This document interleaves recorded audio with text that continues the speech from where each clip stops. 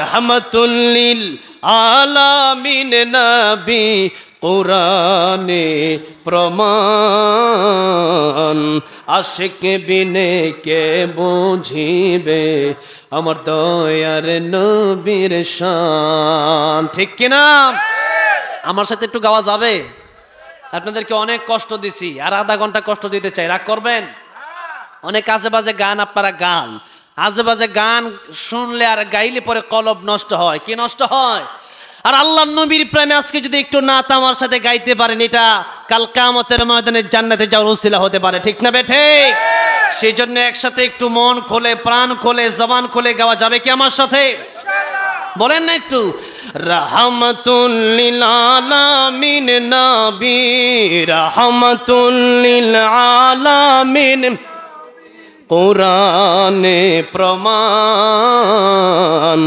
আশিক বিনে কে বুঝিবে আমার দয়ার নবীর শান। উম্মত বিনে কে বুঝিবে নবী আমার মদিনারি বুলবুল।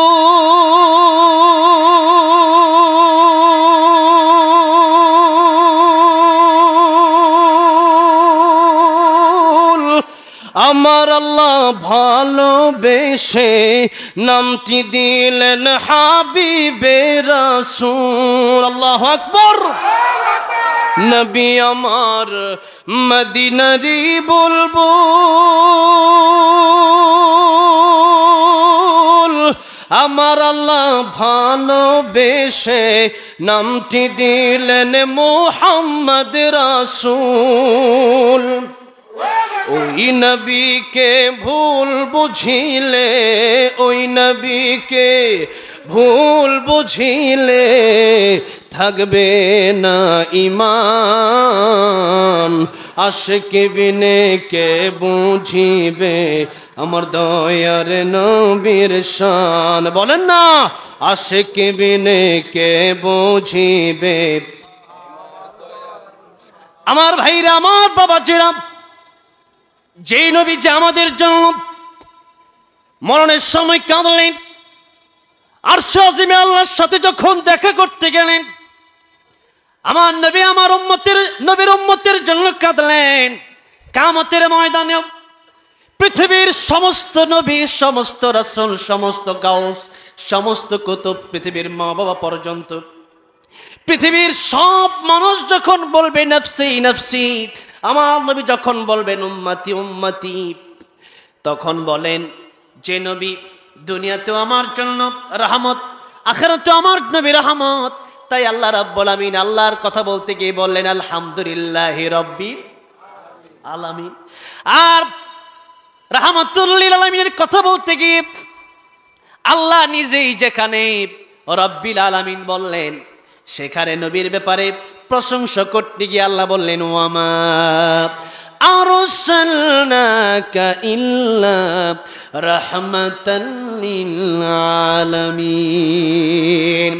আল্লাহ বলেন এই পৃথিবী এবং পরকাল, এই জগৎ, ওই জগৎ, যত জগৎ আছে, আল্লাহ বলেন সমস্ত জগতের জন্য আমি আল্লাহ রব, আর সমস্ত জগতের জন্য আমি আল্লাহ আমার নবীকে রহমত বানাইয়া দিলাম। সুবহানাল্লাহ। আমার নবীজি দুনিয়াতে রহমত, কাল কিয়ামতের ময়দানের জন্য রহমত। তাই আল্লাহ রাব্বুল আলামিন বললেন একালেও যেমন নবী রহমত, পরকালেও নবী রহমত। তাই গুনাহ তো আমরা করি, কিন্তু নবীর ভালোবাসার কারণে কিয়ামতের ময়দানে কোটি কোটি উম্মত আল্লাহর তরি জান্নাতের ভিতরে প্রবেশ করবে। জোরে কোন সুবহানাল্লাহ। সেই জন্য নবীকে ভালোবাসি কথাটা শুধু মুখে বললেই হবে না, নবীর ভালোবাসা যদি অন্তরে থাকে ওইটা কাজে করবে, প্রমাণ করতে হবে। আমার নবীজি যেমন আমার নবী মিষ্টি ভালোবাসতেন, তেমন আমার নবী জিহাদকেও ভালোবাসতেন, ইসলাম কায়েম করা, দিন কায়েম করা পছন্দ করতেন। তাই একজন কবি বলছেন, সুন্নাত নয় শুধু দাওয়াতের মেহমান, সুন্নাত নয় শুধু খাওয়া শেষে মধুপান, আরো কিছু সুন্নাত আছে তুমি জানো কি, জানলেও জীবনে কখনো তা মানো কি। ঠিক না? সুন্নাত শুধু নয় বকরি চড়াতে যাওয়া, আর সুন্নাত হলো পাথরের আঘাতে খাওয়া। মহাব্বতে তাই খালিদ ওমর আলী আবু বকরের মতো পাশে থাকো কি, আর কিছু সুন্নাত আছে তুমি জানো কি, জানলেও জীবনে কখনো তা মানো কি।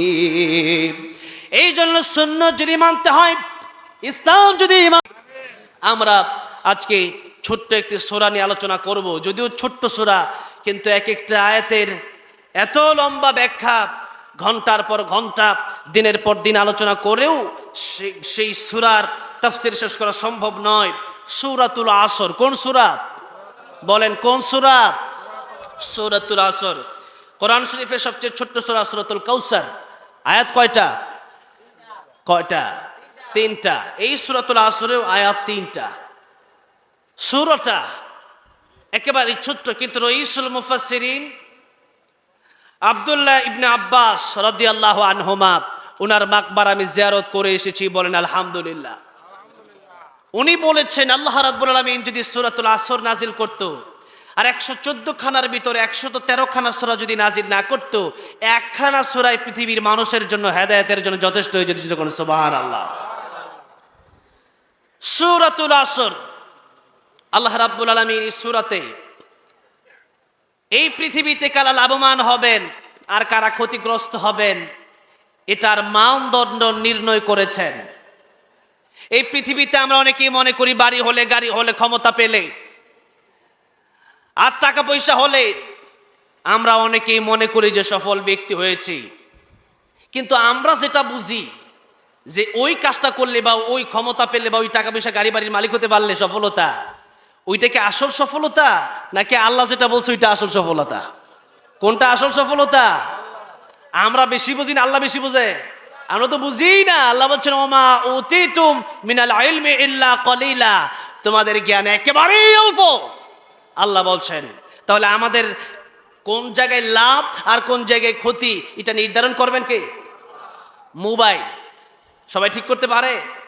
মোবাইল সম্পর্কে সবচেয়ে বেশি বুঝে কে? যে ব্যক্তি মোবাইল বানাইছে। আমাদেরকে বানাইছে কে? আমাদেরকে সৃষ্টি করছে কে? জোরে বলেন কে?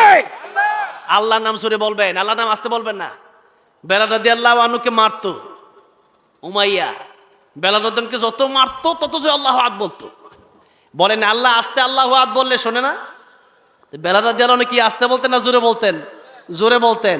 জারি মানের স্পিড যত বেশি, আল্লাহর নাম তার জবান দিয়ে বের হবে তত জোরে। ঠিক না বেঠে? বেলাল রাদিয়াল্লাহু আনহু জোরে জোরে বলেন। আবু বকর সিদ্দিক রাদিয়াল্লাহু আনহু রাস্তা দিয়ে যাচ্ছেন, দেখছেন বেলাল রাদিয়াল্লাহু আনহু তিনি জোরে জোরে আল্লাহর নাম বলছেন, আর যত জোরে বলে উমাইয়া তত জোরে মারে। আবু বকর সিদ্দিক রাদিয়াল্লাহু আনহু বললেন, বেলাল প্রতিদিন তোমাকে উমাইয়া মারে, যত মারে তত জোরে জোরে তুমি আল্লাহর নাম বলো।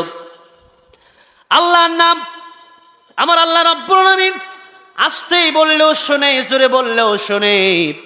তুমি আল্লাহর নাম আস্তে বললেই তো পারো। বেলাল রাদিয়াল্লাহু আনহু বললেন, আগামীকাল থেকে আমি আস্তে আস্তে বলবো।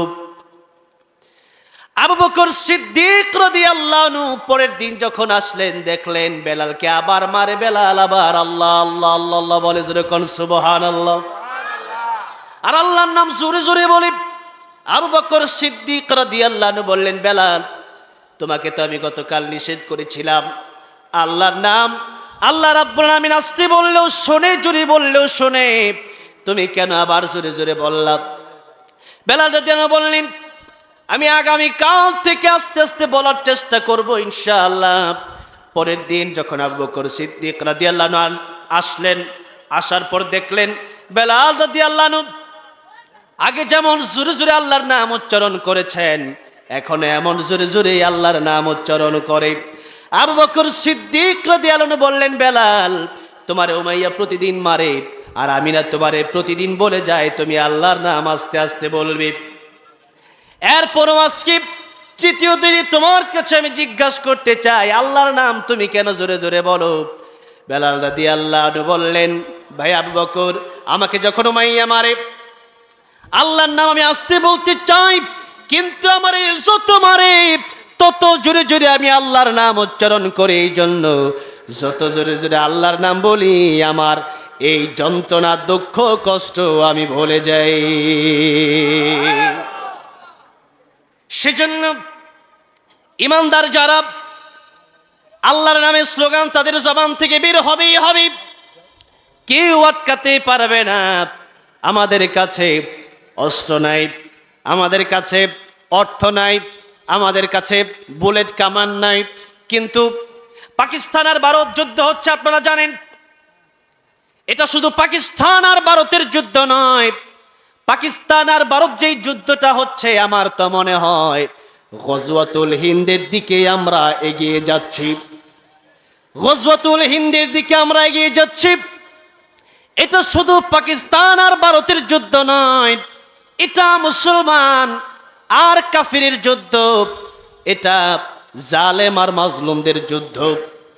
এই যুদ্ধ অবশ্যই একদিন না একদিন পাকিস্তান বিজয়ী হবে, একদিন কাশ্মীর বিজয় হয়ে যাবে, আর মুসলমানের আন্ডারে একদিন দিল্লির কেল্লা চলে আসবে। জুড়ে বলি ইনশাআল্লাহ।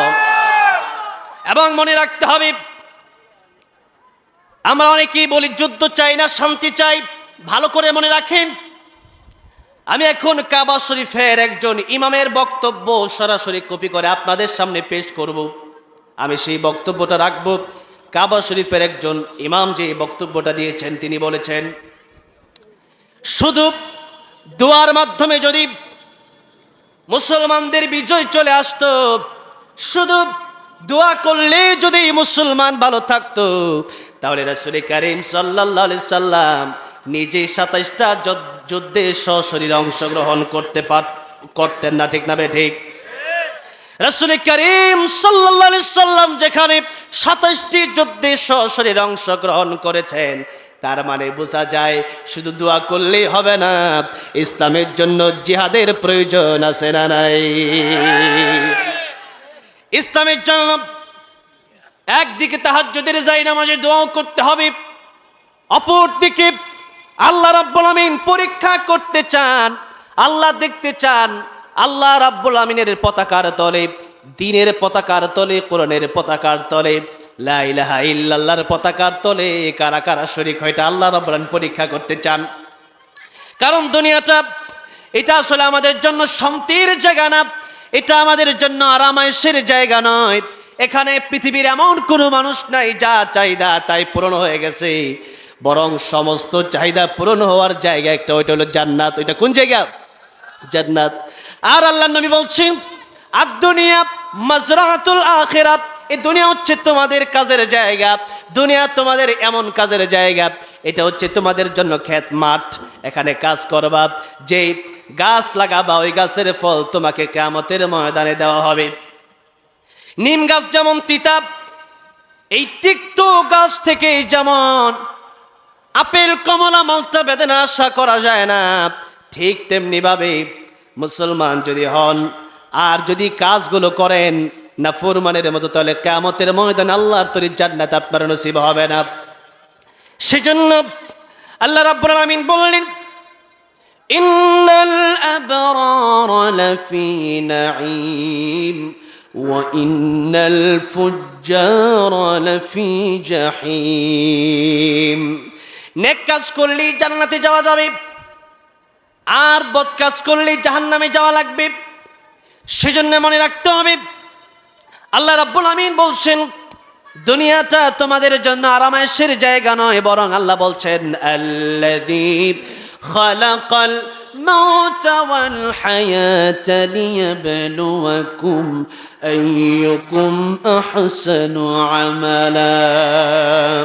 আমি আল্লাহ মৌত আর হায়াত সৃষ্টি করেছি এই জন্য, যাতে করে আমি আল্লাহ তোমাদেরকে পরীক্ষা করতে পারে কে ভালো আমল করো, কার আমল উত্তম। কি নেক কাজ করো ওইটা আমি আল্লাহ দেখতে চাই, কি নামাজ পড়ো ওইটা দেখতে চাই, আল্লাহর পথে কি আন্দোলন করো ওইটা দেখতে চাই, দেশে কোরআনের রাজ কারা কায়েম করতে চাও আমি আল্লাহ রাব্বুল আমিন ওইটা দেখতে চাই। সুতরাং দুনিয়াটা হচ্ছে কষ্টের জায়গা। মুসলমান মুসলিম শব্দের অর্থ জানে না, মুসলমান কারে বলে ওইটা জানে না। মুসলমান মুসলিম মানে হচ্ছে আত্মসমর্পণ করা, ওইটাই আজকে মুসলমান জানে না। তার মানে আপনি আত্মসমর্পণ করলেন আল্লাহ রাব্বুল আমিনের কাছে। আল্লাহ রাব্বুল আমিন বলছেন, ইন্নাল্লাহা আশতারা মিনাল মুমিনিনা আনফুসাহুম ওয়া আমওয়ালাহুম বিআন্না লাহুমুল জান্নাহ। মুমিনের জান আর মাল আল্লাহ রাব্বুল আমিন ক্রয় করে নিয়েছেন জান্নাতের মাধ্যমে। সুতরাং দুনিয়াতে আমরা এসেছি, মরতে একবার হবে। এই মরণটা আমরা বিড়ালের মতো মরতে চাই না, বরং আল্লাহর কোরআনের পাগল হয়ে, আল্লাহর দ্বীনের প্রেমিক হয়ে, রাসূলুল্লাহর আশিক হয়ে শহীদি মৃত্যু আমরা কামনা করে চলল। কারণ হচ্ছে আল্লাহর নবী বলেছেন, যে ব্যক্তি শহীদ হয়ে যায়, ওই ব্যক্তি শহীদ হতে দেরি হয়, আল্লাহর তরে জান্নাতে যেতে তার দেরি হয় না। আল্লাহু আকবার। সেই জন্য দুনিয়াতে যেতে এসেছে, মরতে যেতে হবে। সে তো সাধারণভাবে সাধারণ সব কুকুরও মরে, বিড়ালও মরে, তাদের মৃত্যু যেমন হয়, আমিও যদি এমনভাবে মরে যাই, এই মৃত্যুর দাম রইল না। বরং এমনভাবে মরতে চাই যেই মৃত্যুবরণ করলে পরে আল্লাহর সামনে বীরের মতো দাঁড়াতে পারবো। ওই মৃত্যুর নাম হলো শহীদের মৃত্যু। কোন মৃত্যু বলেন? কোন মৃত্যু? শহীদ। সাহাবী আল্লাহর নবীর কাছে এসে কালিমা পড়ে যখন মুসলমান হয়ে গেল, নাম ছিল আব্দুল উজ্জা, পরে নবীজি নাম দিয়েছিলেন আব্দুল্লাহ। বাড়ি ঘর ছেড়েছিল শুধুমাত্র ইসলাম ধর্মের কারণে, এমনকি নিজের লঙ্গিটা পর্যন্ত চাচা রেখে দিয়েছিল। সেই আব্দুল্লাহ রাদিয়াল্লাহু আনহু যখন কালিমা পড়ে মুসলমান হয়ে গেলেন, আমার নবী ডাক দিয়ে বললেন, আব্দুল্লাহ, তোমার কোনো চাহিদা থাকলে আমার কাছে বলো, আমি আল্লাহর কাছে তোমার চাহিদার জন্য দোয়া করব।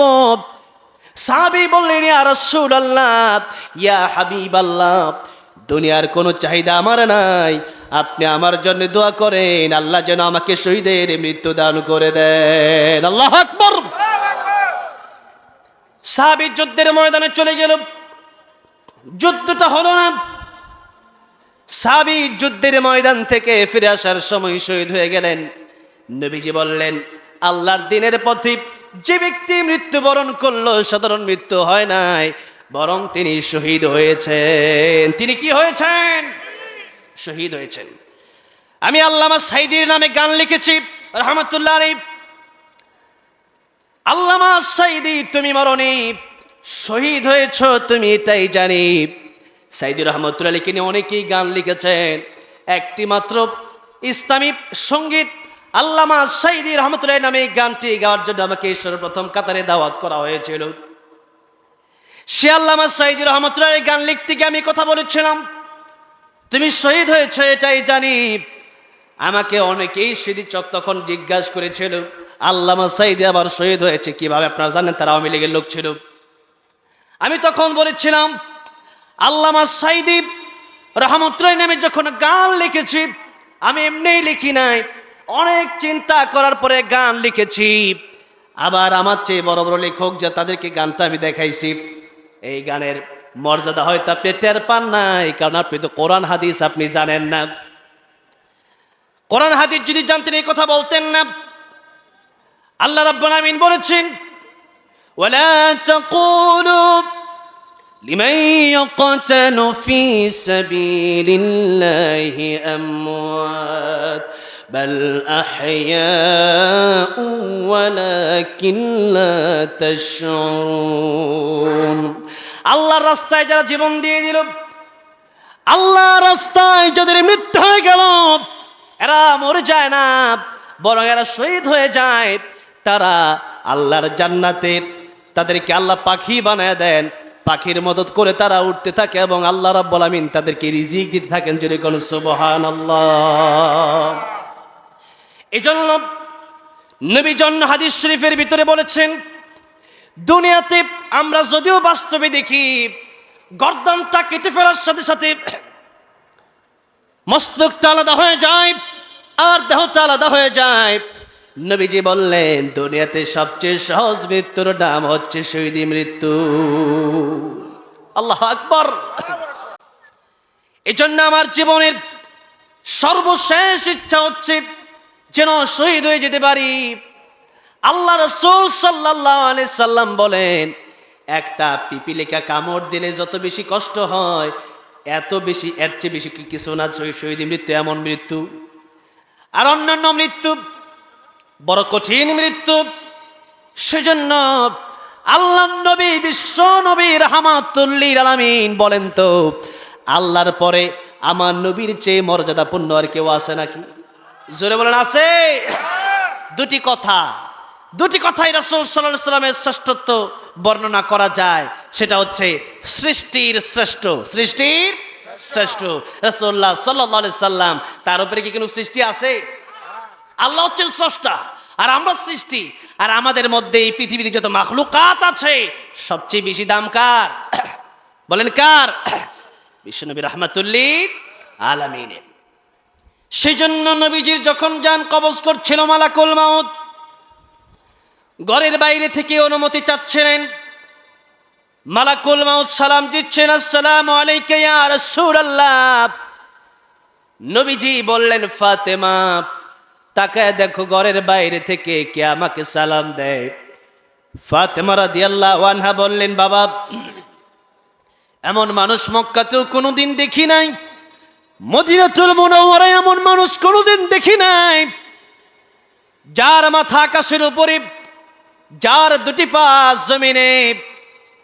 ও আমার আব্বাজান, এমন মানুষ আজকে কোন জায়গা থেকে আসলো? রাসূলুল্লাহ সাল্লাল্লাহু আলাইহি সাল্লাম বললেন, এটা মালাকুল মাউত আজরাইল। ঘরের ভিতরে ঢোকার জন্য পারমিশন দিলেন। মালাকুল মাউত বলেন, ইয়া রাসূলুল্লাহ, আল্লাহ বলেছেন আপনাকে নিয়ে যেতে, তবে এটাও বলেছেন আপনি যদি থাকতে চান আল্লাহ রাব্বুল আলামিন আপনার হায়াত বাড়ায় দিবেন। সুবহানাল্লাহ। রাসূল করিম সাল্লাল্লাহু আলাইহি সাল্লাম বললেন, হাত্তা ইয়াতিয়ানি জিবরাইল, জিবরাইল আসার আগ পর্যন্ত একটু অপেক্ষা করো, আমি একটু পরামর্শ করতে চাই, আমি যাব কি যাব না।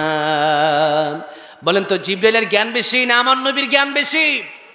আমার নবীর জ্ঞান বেশি। এরপরও রাসূল করিম সাল্লাল্লাহু আলাইহি সাল্লাম পরামর্শ করছেন। তার মানে বোঝা গেল পরামর্শ করে কাজ করার মধ্যে ফায়দা আছে না নাই? লাভ আছে। এটা লস হলে ওইটাই লাভ। এমনকি আল্লাহ রাব্বুল আলামিন তিনি যখন মানুষ সৃষ্টি করেছেন, আল্লাহ রাব্বুল আলামিনের কি কারো কাছ থেকে পরামর্শ নেওয়ার দরকার আছে নাকি? এরপরেও ফেরেশতাদের কাছে আল্লাহ জিজ্ঞেস করলেন, আমি কি পৃথিবীতে আমার খলিফা নিযুক্ত করব কিনা, আমি কি পৃথিবীতে মানুষ পাঠাবো কিনা? ফেরেশতাদের কাছে আল্লাহ রাব্বুল আলামিন পরামর্শ নিলেন। তার মানে আল্লাহ রাব্বুল আলামিন পরামর্শের গুরুত্ব দিলেন। এমনকি কোরআন শরীফে পরামর্শ নামে একটা সূরা আল্লাহ রাব্বুল আলামিন নাজিল করেছেন। পড়েন সুবহানাল্লাহ। তার মানে যে কোনো কাজে পরামর্শের কোনো বিকল্প নাই। বড়দের সাথে পরামর্শ করা, বড় যদি কেউ না থাকে ছোটদের সাথে পরামর্শ করেন, তাতেও পরামর্শ, যেটা একটা সুন্নাহ, বড় সুন্নাহ। এই জন্য রাসূল করিম সাল্লাল্লাহু আলাইহি সাল্লাম পরামর্শ নিলেন। জিবরাইল আমিন বলেন, ইয়া রাসূলুল্লাহ, আপনি দুনিয়াতে থাকতে চাইলে থাকতে পারেন, তবে আল্লাহ রাব্বুল আলামিন আপনার মোলাকাতের জন্য অপেক্ষা করতেছেন। জোরে কোন সুবহানাল্লাহ। ইয়া রাসূলুল্লাহ, দুনিয়ার চেয়ে পরকাল কোটি কোটি গুণ উত্তম হবে আপনার জন্য। আপনি চলে গেলেই মনে হয় ভালো হয়। রাসূল করিম সাল্লাল্লাহু আলাইহি সাল্লাম কান্না শুরু করে দিলেন। রাসূল করিম সাল্লাল্লাহু আলাইহি সাল্লাম যখন কান্না শুরু করে দিলেন, জিবরাইল বললেন, ইয়া রাসূলুল্লাহ, ইয়া হাবিবাল্লাহ, আপনি কার জন্য কাঁদেন? আয়েশা না ফাতেমার জন্য, নাকি হাসান হুসাইনের জন্য আপনি কাঁদেন? নবীজি বললেন, জিবরাইল শোনো, আয়েশা আর ফাতেমা, হাসান আর হুসাইনের জন্য আমি কাঁদি না, আমি কাঁদতেছি আমার গুনাহগার উম্মতের জন্য। জুড়ে বলা যাবে না আল্লাহু আকবার। ভাইয়েরা আমার, বাবাজিরা আমার, আমার দেশ একটি সোনার দেশ। যদি আমরা একটু বিবেক বুদ্ধি খাটিয়ে ঐক্যবদ্ধভাবে সুন্দরভাবে চলতে পারি, দেশটা আগামীতে অর্থনৈতিকভাবেও খুব সুন্দর একটা জায়গায় অবস্থান করবে ইনশাআল্লাহ। ইতিমধ্যেই বাংলাদেশের সুনাম সুখ্যাতি পুরা পৃথিবীতে ছড়িয়েছে। তো এই বাংলাদেশের সুনাম সুখ্যাতি যত বেশি ছড়িয়েছে, সবচেয়ে বেশি মাধ্যম ছিল কোরআনের মাধ্যম। কিসের মাধ্যম? হাফেজদের ভূমিকা। আল্লাহ আমার বিশ্ব যে হাফেজদেরকে বিশ্বমানের আলেম হিসাবে কবুল করেন, পড়ে না আমিন। যারা এই প্রোগ্রামের আয়োজন করেছেন, আল্লাহ যেন দুনিয়াতে শান্তি, পরকালে চির মুক্তি দিয়ে জান্নাতুল ফেরদৌসের মেহমান বানিয়ে দেন, পড়ে না আমিন। এলাকায় যারা চলে গেছেন, এলাকা থেকে অনেকের বাবা মা, দাদা দাদি, নানা নানি, শ্বশুর শাশুড়ি, আত্মীয় স্বজন, বন্ধু বান্ধব, পাড়া প্রতিবেশী, আল্লাহ রাব্বুল আমিন যেন প্রত্যেকের কবরগুলা জান্নাতের টুকরা বানায় দেন, পড়ে না আমিন। আমরা জানি এখন গরমের একটি সময়, এই সময় মাহফিল খুবই কম, এখন মাহফিল সচরাচর হয় না। আরেকটা রিক্সও থেকে যায়, যেরকম এখানে ওইরকম প্যান্ডেল করা হয় নাই। যদি বৃষ্টি আসতো, আমার মনে হয় মাইকম্যান আর কয়েকজন কমিটির লোক ছাড়া ওইরকম লোক পাওয়া যেত না, ঠিক না?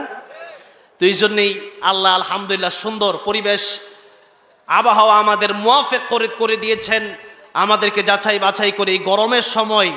আমি তো আছি, আমার সাথে তো এরকম লোক ঘেঁষাঘেঁষি নাই, আপনাদের সাথে তো অনেক লোক। এখানে বসাটা আসলে কষ্ট। শীতের দিন মাহফিলে মানে খুব মজা করে বসা যায়। আমাদের দেশে যেরকম মাহফিল হয়, পুরো পৃথিবীতে কোনো দেশে এরকম দেখি নাই। সাধারণত অডিটোরিয়ামে হলে হয় মাহফিলগুলো, আর আমাদের দেশে মাঠে ময়দান এরকম হয়, কারণ অনেক দেশে নিষিদ্ধ।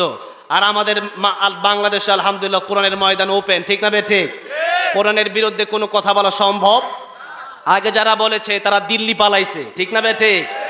এখনো যারা বলবে বাঁচার সম্ভাবনা আছে, শুধু মায়ের খাওয়ার সম্ভাবনা আছে। এই জন্য বাংলাদেশের মাঠ কিয়ামত পর্যন্ত ওপেন থাকবে ইনশাআল্লাহ। এই সুন্দর মাঠ আমরা ধরে রাখতে চাই। এই সুন্দর মাঠ আমরা সারা জীবন, আলহামদুলিল্লাহ 20 বছর, আমার বয়স 25 বছর, আমি যখন ছোট নাবালেক তখন থেকেই মাহফিল হয়, ঠিক না? আলহামদুলিল্লাহ এখানে অনেকেই ছিল, এখন নাই। আল্লাহ রাব্বুল আলামিন যেন প্রত্যেকেই জান্নাতের উচ্চ মাকাম দান করেন, পড়ে না আমিন। সকলেই প্রাণ খুলে, হৃদয়ের আবেগ অনুভূতি উজাড় করে, রাতের নিস্তব্ধতাকে বন্ধ করে আল্লাহর প্রেমে মাতোয়ারা হয়ে, যে আল্লাহ রাব্বুল আলামিন আমাদেরকে আসার বসার তৌফিক টুকুন দান করেন, এই গরমের ভিতরে বৃষ্টিমুক্ত সুন্দর মুয়াফেক আবহাওয়া দান করলেন, সে আল্লাহ রাব্বুল আলামিন আলিস শান দরবারে হৃদয়ের গভীর থেকে হৃদয় উজাড় করে, প্রাণ খুলে, হৃদয় উজাড় করে, দিল খুলে আমরা সকলেই পড়ছি একযোগে আলহামদুলিল্লাহ। আপনারা এত মানুষ, কিন্তু সেরকম আওয়াজ হয় নাই। আমার আকরাম ভাই নারে তাকবীর বলছে, এত জোরে আওয়াজ হয়েছে, আর আমি বলছি কম। কারণটা কি? পাওয়ার কি আকরাম ভাইয়ের বেশি নাকি? জোরে বলতে হবে। আল্লামা সাইদি রহমাতুল্লাহ আলাইহি বলেছিলেন, বিড়ালের মতো 500 বছর বেঁচে থাকার কোনো লাভ নাই, সিংহের মতো 1 ঘন্টা বাঁচতে চাই, ঠিক না ঠিক? এরকম আওয়াজ দিতে হবে। বাংলাদেশের মানুষ আমরা বিড়ালের জাতি না, আমরা সিংহের জাতি, ঠিক না ঠিক? সেরকম আওয়াজ দেন, জোরে বলেন আলহামদুলিল্লাহ। লম্বা সময় আলোচনা করার সুযোগ নাই। আমারও গরমের দিন আলোচনা করতে, শীতের দিন 5টা মাহফিল করতে যা কষ্ট হয়, গরমের দিন একটা মাহফিল করতে তা কষ্ট হয়। সেজন্য অল্প সময় কথা বলবো, তবে আমি চাই অল্প সময়ের কথাই যেন আল্লাহ এই এলাকার মানুষ যারা এখনো গীবতে লিপ্ত, যারা এখনো মিথ্যায় লিপ্ত, যারা এখনো বেনামাজি, যারা এখনো পর্দা করে না, যারা এখনো আল্লাহ বিরোধী, আল্লাহ রাব্বুল আমিন যেন প্রত্যেককেই হেদায়েতের মতো দৌলত দান করে দেন, পড়ে না আমিন।